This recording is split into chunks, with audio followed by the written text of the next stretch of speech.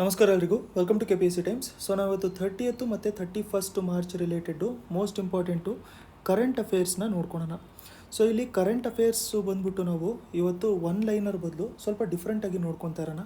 So ನೀವು comment ಸೆಕ್ಷನಲ್ಲಿ comment ಮಾಡಿ ಹೇಳಿರಿ, ನಿಮಗೆ ಒನ್ ಲೈನರ್ ಥರನೇ ಬೇಕಾ ಅಥವಾ ಇವಾಗ ನಾವು ಡಿಸ್ಕಸ್ ಮಾಡ್ತೀವಲ್ಲ ಕರೆಂಟ್ ಅಫೇರ್ಸು ಈ ಥರ ಬೇಕಾ ಅಂತ ಆಗ್ಬಿಟ್ಟು.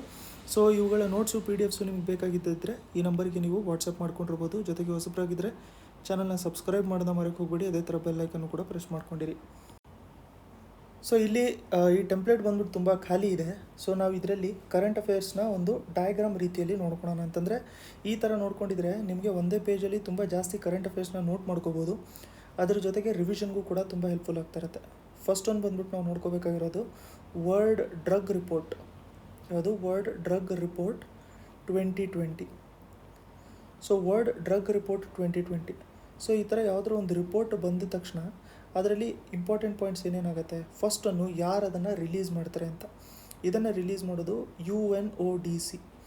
UNODC ಅಂತಂದರೆ united Nations office of drugs and crime. United Nations office of drug and crime ಅಂತ ಆಗ್ಬಿಟ್ಟು. ಸೊ ಈ ರಿಪೋರ್ಟ್ ಏನು ಹೇಳಿತ್ತು ಅಂತಂದರೆ, ಈ ಡ್ರಗ್ಸ್ಗಳಲ್ಲಿ ಕ್ಯಾನಬಿಸ್ ಏನಿದೆಯಲ್ಲ, ಸೊ ಈ ಕ್ಯಾನಬಿಸ್ನೇ ತುಂಬ ಜಾಸ್ತಿ ಯೂಸ್ ಮಾಡ್ಕೊತಾ ಇರೋದು. ವರ್ಲ್ಡ್ ವೈಡು ಕ್ಯಾನಬಿಸ್ಸೇ ತುಂಬ ಜಾಸ್ತಿ ಯೂಸ್ ಮಾಡ್ಕೊತಾ ಇರೋದು ಅಂತ. ಸೊ ಈ ಡ್ರಗ್ಸ್ ರಿಲೇಟೆಡ್ಡು ಇಂಡಿಯಾದಲ್ಲಿ ಇರುವಂಥದ್ದು ನಾವೇನು ನೋಡ್ಕೋಬೇಕು ಅಂತಂದರೆ, ಸ್ಕೀಮು ಅಥವಾ ಪ್ರೋಗ್ರಾಮ್ ಯಾವುದು ಅಂತ ನಾವು ನೋಡ್ಕೋಬೇಕು ಅಂತಂದರೆ ಯಾವುದು? ಅದು ನಶಾ ಮುಕ್ತ್ ಭಾರತ್ ಅಂತ ಇದೆ. ಯಾವುದು? ನಶಾ ಮುಕ್ತ್ ಭಾರತ್ ಅಂತ.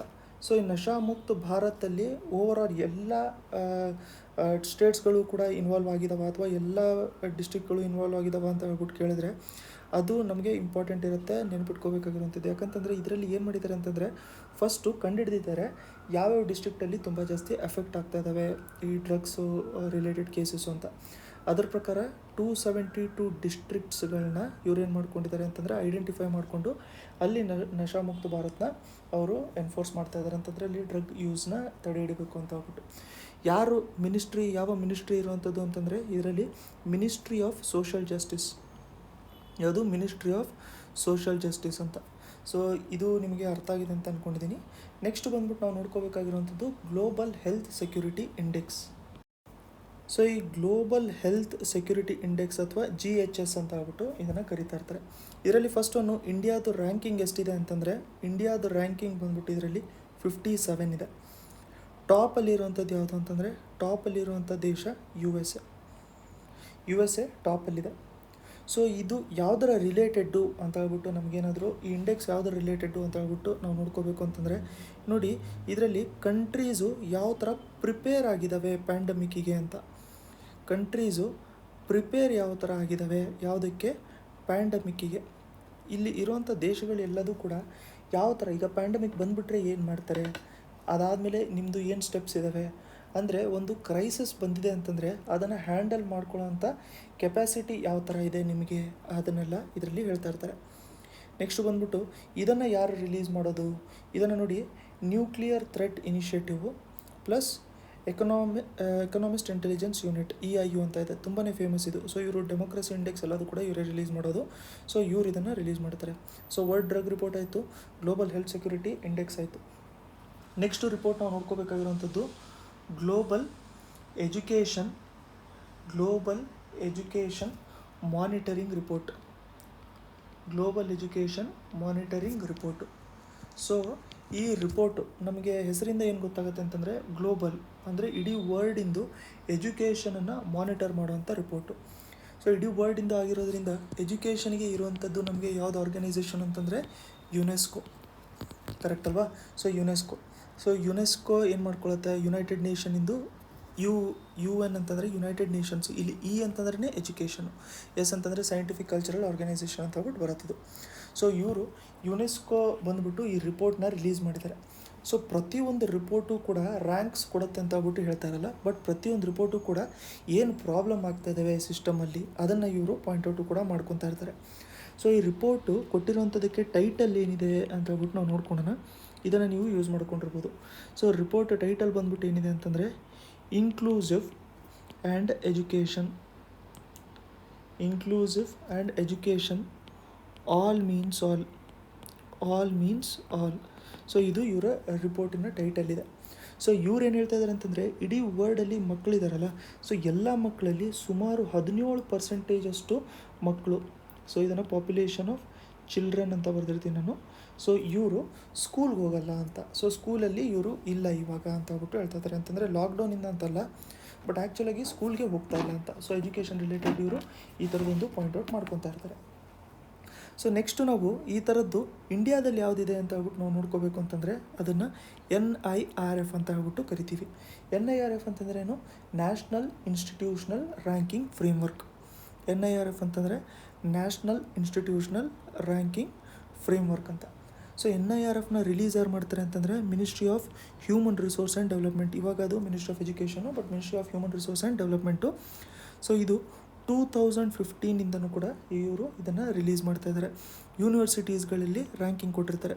ಸೊ ಇದರಲ್ಲಿ ಟಾಪ್ ನಾವು ನೋಡ್ಕೋಬೇಕು ಅಂತಂದರೆ ಫಸ್ಟ್ ಪೊಸಿಷನಲ್ಲಿ ಬಂದ್ಬಿಟ್ಟು ನಮಗೆ IIT ಮಡ್ರಾಸ್ ಇದೆ. ಸೆಕೆಂಡ್ ಪೊಸಿಷನಲ್ಲಿ ನಮಗೆ IISc ಯಾವುದು? ಬೆಂಗಳೂರು. ಸೊ IISc ಬೆಂಗಳೂರಲ್ಲಿದೆ. ಇನ್ನೊಂದು ಮೋಸ್ಟ್ ಇಂಪಾರ್ಟೆಂಟ್ ಪಾಯಿಂಟ್ ಏನು? ನ್ಯಾಷನಲ್ ಇನ್ಸ್ಟಿಟ್ಯೂಷನಲ್ ರ್ಯಾಂಕಿಂಗ್ ಫ್ರೇಮ್ವರ್ಕ್ ಅಂತಂದರೆ ಇದು ಬಂದ್ಬಿಟ್ಟು ವಾಲಂಟರಿ ಎಕ್ಸಸೈಸ್ ಇದು, ಆಯಿತಾ? So voluntary exercise. ಈಗ ವಾಲಂಟರಿ ಎಕ್ಸಸೈಸ್ ಅಂತಂದರೆ ಏನು ಅಂತಂದರೆ, ಇವಾಗ ನಿಮ್ಗೆ ಬೇಕಿದ್ದಿದ್ರೆ ನೀವು ಆ್ಯಡ್ ಮಾಡ್ಕೊತಾರೆ, ಬೇಡ ಅಂತಂದರೆ ಮಾಡ್ಕೊಳಕ್ಕೆ ಹೋಗ್ಬೇಡಿ ಅಂತ. ಅಂತಂದರೆ ಇವಾಗ ಯಾವುದಾದ್ರೂ ಇನ್ಸ್ಟಿಟ್ಯೂಷನ್ ಅಥವಾ ಯೂನಿವರ್ಸಿಟಿ ಅದು ರ್ಯಾಂಕಿಂಗಲ್ಲಿ ಇನ್ವಾಲ್ವ್ ಆಗಬೇಕು ಅಂತಂದರೆ ಆವಾಗ ಆ ರ್ಯಾಂಕಿಂಗಿಗೆ ನಾವು ಇನ್ವಾಲ್ವ್ ಆಗಬೇಕು ಅಂತ ಹೇಳ್ಬಿಟ್ಟು ಅವ್ರು ಫೈಲ್ ಮಾಡಿದ್ರೆ ಅಷ್ಟೇ ಇವರು ರ್ಯಾಂಕಿಂಗ್ ಕೊಡ್ತಾರೆ. ಸೊ ಅದಕ್ಕೆ ಯಾರ್ಯಾರು ಫೈಲ್ ಮಾಡಿರ್ತಾರೆ ಅವ್ರಿಗಷ್ಟೇ ರ್ಯಾಂಕಿಂಗ್ ಕೊಟ್ಟಿರ್ತಾರೆ. ಸೊ ಇದೊಂದು ವಾಲಂಟರಿ ಎಕ್ಸಸೈಸು, ಇದು ಮೋಸ್ಟ್ ಇಂಪಾರ್ಟೆಂಟ್ ಪಾಯಿಂಟು. ಇದೇ ಥರ ನಾವು ನೆಕ್ಸ್ಟ್ ನೋಡ್ಕೋಬೇಕು ಅಂತಂದರೆ ಎಜುಕೇಷನ್ ರಿಲೇಟೆಡು QS ಇಂದು ವರ್ಲ್ಡ್ ಯೂನಿವರ್ಸಿಟಿ ರ್ಯಾಂಕಿಂಗ್ ಕೊಟ್ಟಿರ್ತಾರೆ. So QS world university rankings ಅಂತ ಹೇಳ್ಬಿಟ್ಟು ಕೊಟ್ಟಿರ್ತಾರೆ. ಸೊ ಈ ವರ್ಲ್ಡ್ ಯೂನಿವರ್ಸಿಟಿ ರ್ಯಾಂಕಿಂಗಲ್ಲಿ ತುಂಬ ಇಂಪಾರ್ಟೆಂಟ್ ಏನು ಅಂತಂದರೆ ಇರುವಂಥ ಯೂನಿವರ್ಸಿಟೀಸಲ್ಲಿ ಇಂಡಿಯನ್ ಯೂನಿವರ್ಸಿಟಿ ಯಾವುದಿದ್ದಾವೆ ಅಂತ. ಸೊ ಟಾಪ್ 200 ಯೂನಿವರ್ಸಿಟಿಗಳಲ್ಲಿ ಇಂಡಿಯಾದು ಬಂದ್ಬಿಟ್ಟು 3 ಯೂನಿವರ್ಸಿಟಿಗಳಿದ್ದಾವೆ. ಅದರಲ್ಲಿ ಯಾವುದಾದಿದ್ದಾವೆ ಅಂತಂದರೆ IIT ಬೆಂಗಳೂರು. ಸೊ ಇವೆಲ್ಲ ಟಾಪ್ ಪೊಸಿಷನಲ್ಲಿದೆ ಅಂತಲ್ಲ, 200 ಯೂನಿವರ್ಸಿಟಿ ಟಾಪಲ್ಲಿ ಏನು ವರ್ಲ್ಡಲ್ಲಿದ್ದಾವೆ ಅವುಗಳಲ್ಲಿ ನಮ್ಮ ಇಂಡಿಯನ್ ಯೂನಿವರ್ಸಿಟೀಸು ಕೂಡ 3 ಇದ್ದಾವೆ. ಫಸ್ಟ್ ಒಂದು ಬಂದ್ಬಿಟ್ಟು ನಮಗೆ ಇಲ್ಲಿ IIT ಬಾಂಬೆ ಆಗುತ್ತೆ, ಸೆಕೆಂಡ್ ಒಂದು IISc ಬ್ಯಾಂಗ್ಳೂರು, ಥರ್ಡ್ ಒಂದು ಬಂದ್ಬಿಟ್ಟು IIT ಡೆಲ್ಲಿ. ಸೊ ಇದು ಬಂದ್ಬಿಟ್ಟು ನಮಗೆ ಟಾಪ್ 200ರಲ್ಲಿ 3 ಯೂನಿವರ್ಸಿಟಿ ಇರುವಂಥದ್ದು. ಅದೇ ಟಾಪ್ 1000ಅಲ್ಲಿ ನಾವು ನೋಡಬೇಕು ಅಂತಂದರೆ, ಸೊ ಟೋಟಲ್ಲು 1000 ಯೂನಿವರ್ಸಿಟಿಗಳಲ್ಲಿ ಇಂಡಿಯನ್ ಯೂನಿವರ್ಸಿಟಿ ಎಷ್ಟಿದ್ದಾವೆ ಅಂತಂದರೆ ಇಂಡಿಯನ್ ಯೂನಿವರ್ಸಿಟಿ ಟೋಟಲ್ 1000ಅಲ್ಲಿ 21 ಇದೆ. ತುಂಬ ಇಂಪಾರ್ಟೆಂಟ್ ಇದು. ಸೊ ಇದು ಬಂದ್ಬಿಟ್ಟು ಕಮ್ಮಿ ಆಗಿದೆ. ಮುಂಚೆ ಬಂದ್ಬಿಟ್ಟು 24 ಯೂನಿವರ್ಸಿಟೀಸ್ ಇತ್ತು QS ರ್ಯಾಂಕಿಂಗಲ್ಲಿ, ಬಟ್ ಈ ಸರಿ ಬಂದ್ಬಿಟ್ಟು ಬರೀ 21 ಇದ್ದಾವೆ. ಯಾಕೆ 21 ಇದ್ದಾವೆ ಅಂತಂದರೆ ಇದರಲ್ಲಿ ಕ್ರೈಟೀರಿಯಾ ಇರುತ್ತೆ. ರ್ಯಾಂಕಿಂಗ್ ಕೊಡಬೇಕು ಅಂತಂದರೆ ಕ್ರೈಟೀರಿಯಾ ಇರುತ್ತೆ, ಕೆಲವೊಂದು ಕಂಡೀಷನ್ಸ್ ಇರುತ್ತೆ. ಆ ಕಂಡೀಷನ್ಸಲ್ಲಿ ತುಂಬ ನೆಗೆಟಿವ್ ಇರುವಂಥ ಕಂಡೀಷನ್ಸ್ ಯಾವುದು ಅಂತಂದರೆ, ಫಸ್ಟ್ ಒಂದು ಬಂದ್ಬಿಟ್ಟು ಪೂವರ್ ಆಗಿರುವಂಥದ್ದು ಒಂದು faculty students ratio. So faculty students ratio, ಇಷ್ಟು ಫ್ಯಾಕಲ್ಟಿಗೆ ಇಷ್ಟು ಸ್ಟೂಡೆಂಟ್ಸ್ ಇರಬೇಕು ಅಂತ ಇರುತ್ತಲ್ಲ, ಸೊ ಆ ರೇಷೋ ಬಂದ್ಬಿಟ್ಟು ಕಮ್ಮಿ ಇದೆ. ಸೆಕೆಂಡ್ ಪಾಯಿಂಟ್ ಬಂದ್ಬಿಟ್ಟು ಏನು ಇದೆ ಅಂತಂದರೆ low ratio of international faculty. So international faculty ಬಂದ್ಬಿಟ್ಟು ಇಲ್ಲಿ ಅಟೆಂಡ್ ಮಾಡುವಂಥದ್ದು ಅಥವಾ ಇಲ್ಲಿ ಲೆಸನ್ಸ್ ತೊಗೊಳ್ಳೋವಂಥದ್ದು ತುಂಬ ಕಮ್ಮಿ ಇದೆ. ಸೊ ಆ ರೇಷೋ ತುಂಬ ಕಮ್ಮಿ ಇದೆ, ಅದಕ್ಕೋಸ್ಕರ ರ್ಯಾಂಕಿಂಗು ಕಮ್ಮಿ ಇಳಿದಿದೆ ಅಂತ ಹೇಳ್ಬಿಟ್ಟು ಹೇಳ್ತಾ ಇದ್ದಾರೆ. ಸೊ ಮುಂಚೆ 24 ಇತ್ತು, ಬಟ್ ಇವಾಗ ಬರೀ 21 ಆಗಿದೆ ಅಂತ. ನೆಕ್ಸ್ಟು ನಾವು ನೋಡ್ಕೋಬೇಕು ಅಂತಂದರೆ ಸ್ಟೇಟ್ ಫುಡ್ ಸೇಫ್ಟಿ ಇಂಡೆಕ್ಸ್.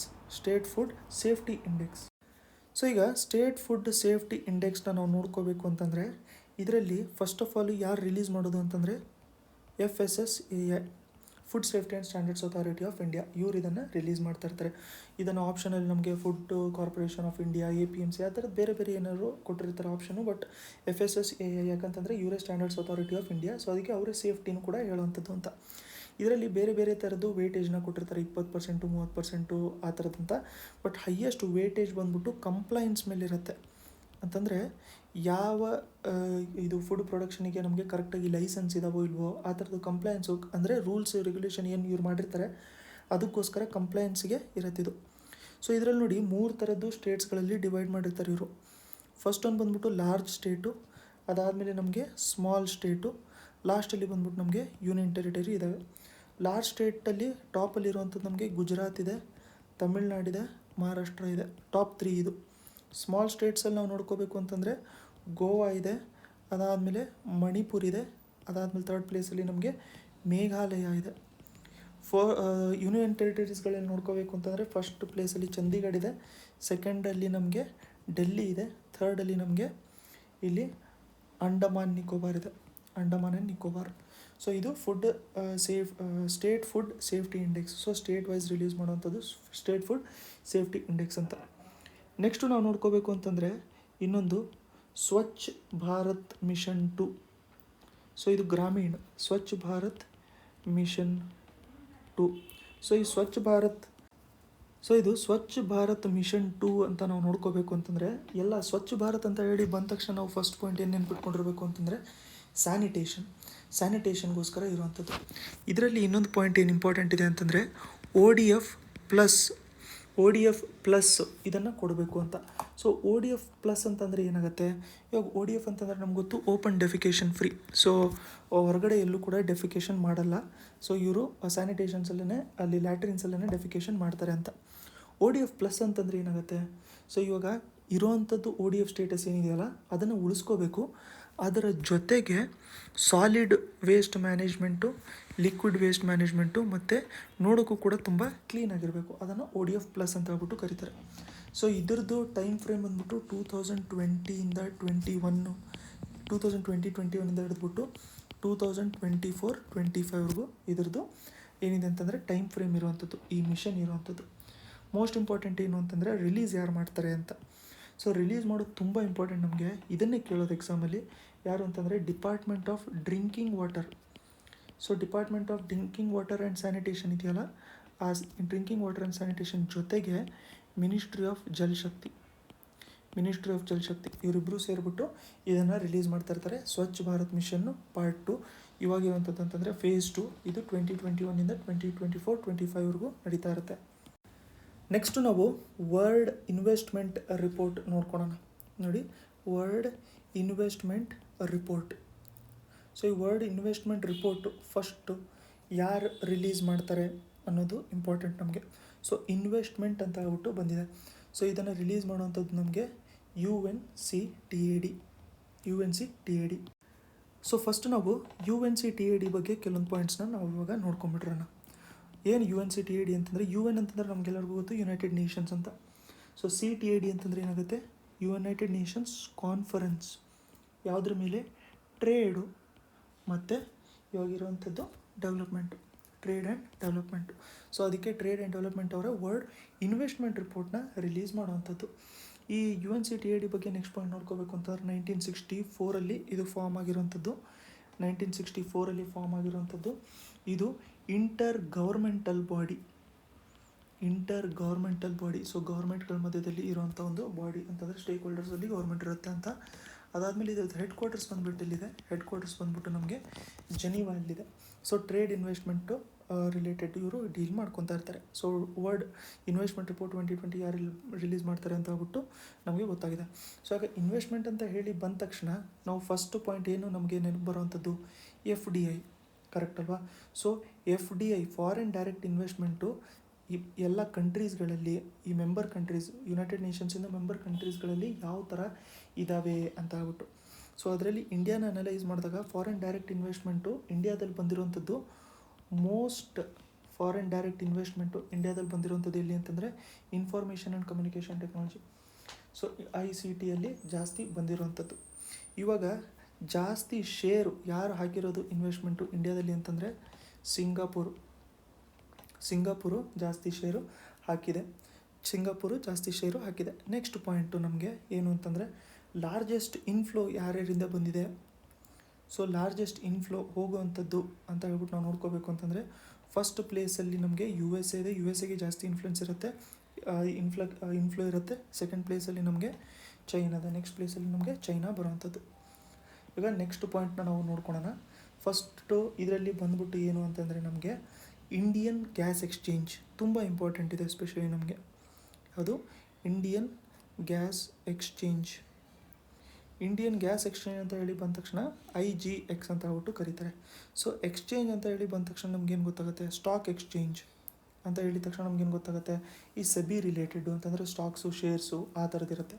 ಅದೇ ಥರ ಗ್ಯಾಸ್ ಎಕ್ಸ್ಚೇಂಜ್ ಅಂತಂದರೆ ಇದು ಇಂಡಿಯಾದು ಫಸ್ಟ್ ಗ್ಯಾಸ್ ಎಕ್ಸ್ಚೇಂಜ್, ಇದು ಫಸ್ಟ್ ಗ್ಯಾಸ್ ಎಕ್ಸ್ಚೇಂಜ್. ಸೊ ಈಗ ಗ್ಯಾಸ್ ಎಕ್ಸ್ಚೇಂಜ್ ಅಂತಂದರೆ ಏನಾಗುತ್ತೆ, ಈ ಗ್ಯಾಸ್ ಎಕ್ಸ್ಚೇಂಜ್ ಅಂದರೆ ಏನಾಗುತ್ತೆ ಅಂತಂದರೆ gas related, natural gas related trade ನಡೆಸ್ತಾರೆ ಇದರಲ್ಲಿ, ಗೊತ್ತಾಯ್ತಲ್ಲ. So natural gas related trade ಇದರಲ್ಲಿ ನಡೆಸ್ತಾ ಇರ್ತಾರೆ. ಸೊ ಇವಾಗ ನಾವು ಇಂಡಿಯಾದ ಸಿನಾರಿಯೋ ನೋಡ್ಕೋಬೇಕು ಅಂತಂದರೆ ಇವಾಗ ಪ್ರೈಸಸ್ ಅಂತೂ ತುಂಬ ಜಾಸ್ತಿನೇ ಆಗ್ತಾಯಿದೆ, ಕರೆಕ್ಟ್ ಅಲ್ವಾ. ಸೊ ಡೊಮೆಸ್ಟಿಕ್ ಪ್ರೊಡಕ್ಷನ್ನು ಕೂಡ ನಮ್ಮದು ಗ್ಯಾಸಿಂದು ಕಮ್ಮಿನೇ ಆಗ್ತಾಯಿದೆ ಅಂತ ಹೇಳ್ಬಿಟ್ಟು ನಾವು ನೋಡ್ಕೊಂಡಿದ್ದೀವಿ ಇವಾಗ ಆಗಲೇ ನ್ಯೂಸಲ್ಲೆಲ್ಲ. ಸೊ ನೆಕ್ಸ್ಟ್ ನಾವು ನೋಡ್ಕೋಬೇಕು ಅಂತಂದರೆ ಇದು ಯಾರ ಅಂಡರಲ್ಲಿ ಬರುತ್ತೆ ಅಂತಂದರೆ ಇದು IEX ಅಂಡರಲ್ಲಿ ಬರುತ್ತೆ. IEX ಅಂತಂದ್ರೆ ಏನು, Indian energy exchange, Indian energy ಎಕ್ಸ್ಚೇಂಜಲ್ಲಿ ಇದು ಬರೋವಂಥದ್ದು. ಸರಿ, ಇವಾಗ IEX ಅಂತಂದರೆ ಏನು, IEX ಬಗ್ಗೆನೂ ಕೂಡ ಕೆಲವೊಂದು ಪಾಯಿಂಟ್ಸ್ನ ನಾವು ನೋಡ್ಕೊಳ್ಳೋಣ. ಸೊ ಇಂಡಿಯನ್ ಎನರ್ಜಿ ಎಕ್ಸ್ಚೇಂಜ್ ಅಂತ ಹೇಳಿದ ತಕ್ಷಣ ನಮಗೇನು ಗೊತ್ತಾಗುತ್ತೆ ಅಂತಂದರೆ ಲಾರ್ಜೆಸ್ಟ್ ಎನರ್ಜಿ ಎಕ್ಸ್ಚೇಂಜ್, ಇದು first and largest energy exchange ಇಂಡಿಯಾದು, first and largest energy related ಒಂದು ಎಕ್ಸ್ಚೇಂಜ್ ಅಂತ ಹೇಳ್ಬಿಟ್ಟು ನೀವು ನೋಡ್ಕೋಬೇಕು ಅಂತಂದರೆ ಟ್ರೇಡ್ ನಡೆಸ್ತಾ ಇರ್ತಾರೆ ಅಂತ ಹೇಳ್ಬಿಟ್ಟು ತಿಳ್ಕೊಂಡಿರಿ, ಆಯಿತಾ. ಸೊ ಇದರಲ್ಲಿ ಏನಾಗುತ್ತೆ ಅಂತಂದರೆ ಎಲೆಕ್ಟ್ರಿಸಿಟಿ, ಅದಾದಮೇಲೆ ನಮಗೆ ರಿನ್ಯೂಯಬಲ್ ಎನರ್ಜಿ, ಇದರ ಸರ್ಟಿಫಿಕೇಟ್ಸು, ಸೊ ಇದರ ಸರ್ಟಿಫಿಕೇಟ್ಸ್ ಎಲ್ಲ ಇಶ್ಯೂ ಮಾಡ್ಕೊತಾ ಇರ್ತಾರೆ. ಅದಾದಮೇಲೆ ಎನರ್ಜಿ ಸೇವಿಂಗ್ ಸರ್ಟಿಫಿಕೇಟ್ಸು ಇವನ್ನೆಲ್ಲದನ್ನೂ ರಿಲೀಸ್ ಮಾಡ್ತಾ ಇರ್ತಾರೆ. ನೆಕ್ಸ್ಟು ರೆಗ್ಯುಲೇಟ್ರಿ ಅಥಾರಿಟಿ ಯಾರಿರ್ತಾರೆ, ಯಾರು ಇದನ್ನು ರೆಗ್ಯುಲೇಟ್ ಮಾಡ್ತಾ ಇರ್ತಾರೆ ಅಂತಂದರೆ ಇದನ್ನು CERC ರೆಗ್ಯುಲೇಟ್ ಮಾಡ್ತಾ ಇರುತ್ತೆ. CERC ಅಂತಂದರೆ ಏನು, ಸೆಂಟ್ರಲ್ ಎಲೆಕ್ಟ್ರಿಸಿಟಿ ರೆಗ್ಯುಲೇಷನ್ ಕಂಪನಿ, ಇವರು ಇದನ್ನು ರೆಗ್ಯುಲೇಟ್ ಮಾಡ್ತಾ ಇರ್ತಾರೆ. ಸೊ ಇಂಡಿಯನ್ ಎನರ್ಜಿ ಎಕ್ಸ್ಚೇಂಜು ಒಂದು ಲಾರ್ಜೆಸ್ಟ್ ಎನರ್ಜಿ ಎಕ್ಸ್ಚೇಂಜ್, ಫಸ್ಟ್ ಮತ್ತು largest energy exchange. So electricity, renewable energy certificate, energy saving certificate ಇವೆಲ್ಲದೂ ಕೂಡ ಇಶ್ಯೂ ಮಾಡ್ತಾ ಇರುತ್ತೆ. CERC ಅಥವಾ ಸೆಂಟ್ರಲ್ ಎಲೆಕ್ಟ್ರಿಸಿಟಿ ರೆಗ್ಯುಲೇಷನ್ ಕಂಪನಿ ಇದನ್ನು ನೋಡ್ಕೊತಾ ಇರುತ್ತೆ. ಅದ್ರ ಒಳಗಡೆ ನಾವು ನೋಡ್ಕೋಬೇಕು ಅಂತಂದರೆ ಫಸ್ಟು ಒಂದು ಗ್ಯಾಸ್ ಎಕ್ಸ್ಚೇಂಜ್ನ ರಿಲೀಸ್ ಮಾಡಿದ್ದಾರೆ, ಪರ್ಟಿಕ್ಯುಲರ್ಲಿ ನ್ಯಾಚುರಲ್ ಗ್ಯಾಸ್ಗೋಸ್ಕರ. ಸೊ ಇದರಲ್ಲಿ ಬೈ ಮಾಡ್ಬೋದು, ಸೆಲ್ ಮಾಡ್ಬೋದು, ಅಂತಂದರೆ ಟ್ರೇಡ್ ಮಾಡ್ಬೋದು ನ್ಯಾಚುರಲ್ ಗ್ಯಾಸಿಂದು. ಸೊ ಇದು ನ್ಯಾಚುರಲ್ ಗ್ಯಾಸ್ ಟ್ರೇಡ್ಗೆ ಇಂಡಿಯನ್ ಗ್ಯಾಸ್ ಎಕ್ಸ್ಚೇಂಜ್ ಅಂತ ಹೇಳ್ಬಿಟ್ಟು ಸ್ಟಾರ್ಟ್ ಮಾಡ್ಕೊಂಡಿದ್ದಾರೆ. ಸೊ ಇಷ್ಟು ನಿಮಗೆ ಗೊತ್ತಾಗಿದೆ ಅಂತ ಹೇಳ್ಬಿಟ್ಟು ಅಂದ್ಕೊಂಡಿದ್ದೀನಿ.